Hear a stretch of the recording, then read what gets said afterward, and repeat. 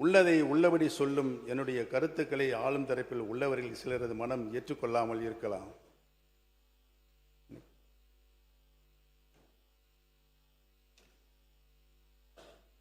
பலரது மனம் ஏற்றுக்கொண்டாலும் அதை வெளிப்படுத்த தயங்கலாம். இருக்கவே இருக்கிறது. எங்களை தற்காத்து கொள்ளும் வாதம் என ஆட்சி பொறுப்பில் உள்ள ஆளும் கட்சியினர் இங்கே ஒரு வாதத்தை வைக்கக்கூடும். நாங்கள் வந்து 100 நாட்கள் கூட ஆகவில்லையே என்று அவர்கள் சொல்லக்கூடும். எங்களுக்கு கால அவகாசம் கொடுங்கள் என்று கேட்கக்கூடும். அவர்களின் கோரிக்கையை நான் எதிர்க்கவில்லை. ஆனால் உள்ளதை உள்ளபடி சொல்ல வேண்டுமல்லவா? ஒரு செயலை ஒருவர் செய்ய வேண்டுமென்றால் முதலில் அவரிடம் அதற்கான முனைப்பு இருக்க வேண்டும். இந்த ஆட்சி ஏற்பட்ட பிறகு ஆளுநர் உரை நிகழ்ந்துவிட்டது, நிதிநிலை அறிக்கை தாக்கலாகிவிட்டது, வேளாண் நிதிநிலை அறிக்கை வாசித்தாகிவிட்டது.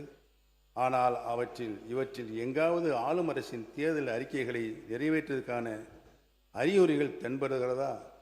இல்லை. திராவிட மாடல் திட்டங்களின் விரிவாக்கம்தானே எங்கும் இருக்கிறது. இதனை யார் ஏற்க மறுத்தாலும் இதுதான் மக்கள் காணும் உண்மை. திராவிட மாடலின் திட்டங்கள் கடக்க முடியாது. மக்கள் நலனில் முத்துவேல் கருணாநிதி ஸ்டாலினை விஞ்சி யாரும்